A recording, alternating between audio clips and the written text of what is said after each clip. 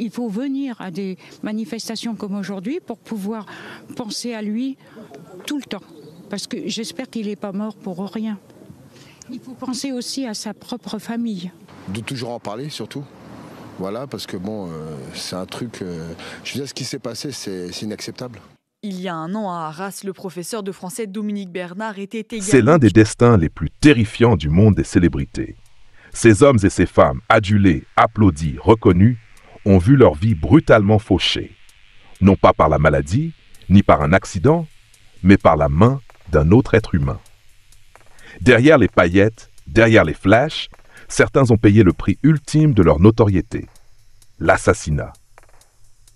Aujourd'hui, nous allons replonger dans ces tragédies glaçantes qui ont marqué la France en vous racontant l'histoire de 7 célébrités françaises assassinées en pleine ascension. Leur succès aurait dû leur ouvrir toutes les portes, mais c'est la mort qui est venue frapper à leur porte. Alors installez-vous confortablement, car ce récit va vous captiver jusqu'à la dernière seconde. Il était beau, il était jeune, il avait le vent en poupe. Pourtant, le destin de Bruno Carrette va s'arrêter net dans des circonstances qui restent, encore aujourd'hui, teintées de mystère. Membre fondateur du célèbre groupe comique Les Nuls, Bruno Carrette a fait rire la France entière avec ses sketchs décalés et son humour absurde. Mais derrière les projecteurs, le climat n'était pas toujours aussi léger. Nous sommes en novembre 1989. Alors que Bruno travaille sur de nouveaux projets, il est retrouvé dans un état critique.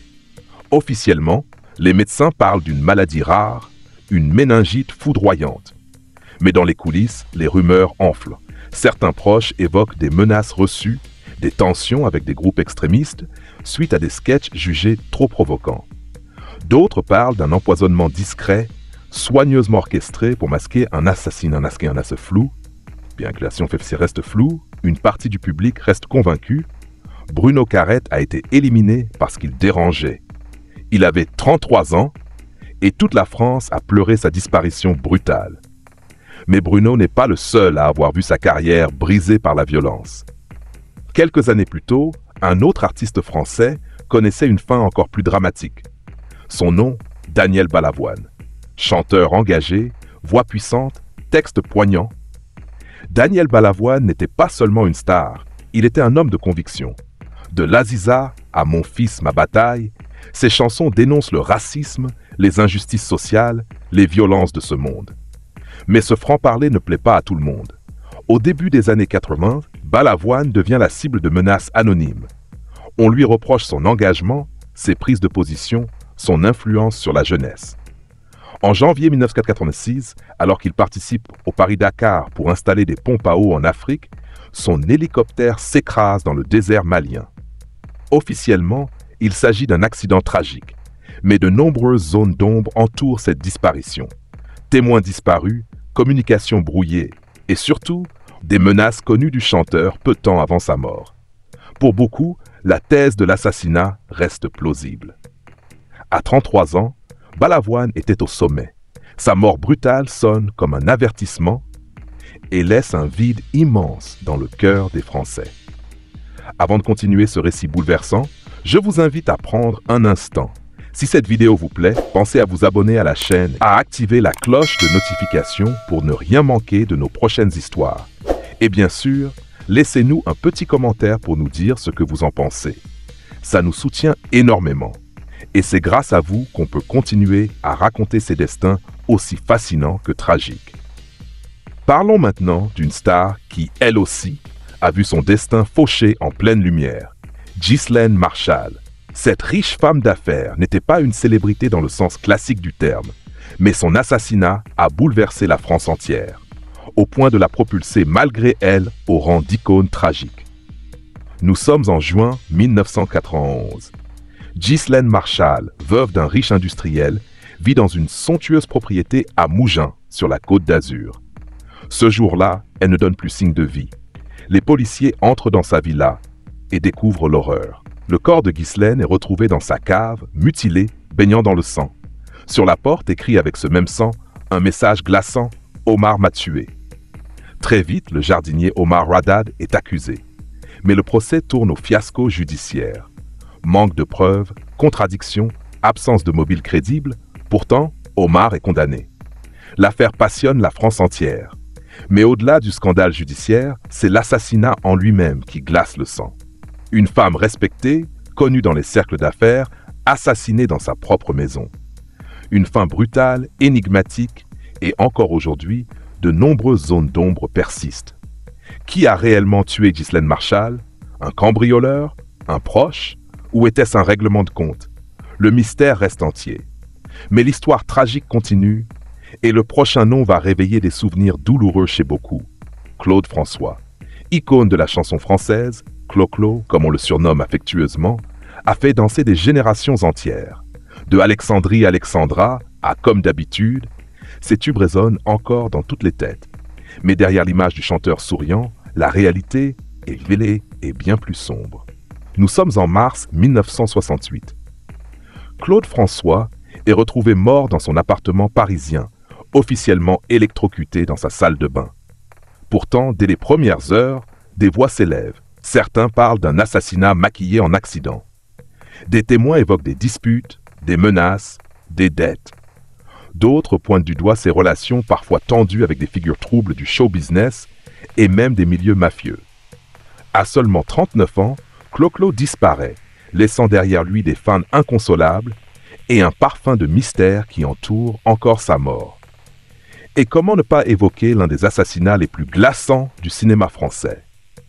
Celui de Marie Trintignant. Fille du célèbre acteur Jean-Louis Trintignant, Marie avait tout pour elle. La beauté, le talent, la reconnaissance. Sa carrière explose dans les années 90 et début 2000 entre films d'auteur et succès populaire. Mais c'est dans l'intimité que le drame se joue. En juillet 2003, alors qu'elle tourne un film en Lituanie, Marie est violemment agressée par son compagnon, le chanteur Bertrand Cantat. Hospitalisée dans un état critique, elle succombe à ses blessures quelques jours plus tard. Officiellement, il s'agit d'un féminicide, d'un crime passionnel. Mais dans le cœur du public, c'est bel et bien un assassinat, celui d'une femme talentueuse, brisée par la violence d'un homme. Marie avait 41 ans et toute la France s'est réveillée avec la gueule de bois ce matin-là. Avant de poursuivre avec les deux derniers destins brisés, je prends juste une seconde pour vous rappeler. Si ce genre d'histoire vous intéresse, si vous aimez qu'on plonge ensemble dans ces récits aussi passionnants que tragiques, pensez à vous abonner, activez la cloche de notification pour ne rien manquer et laissez-nous un petit commentaire. Ça nous encourage à continuer. Merci à vous. Le 6e nom de cette terrible liste, c'est celui d'Hélène Pastor.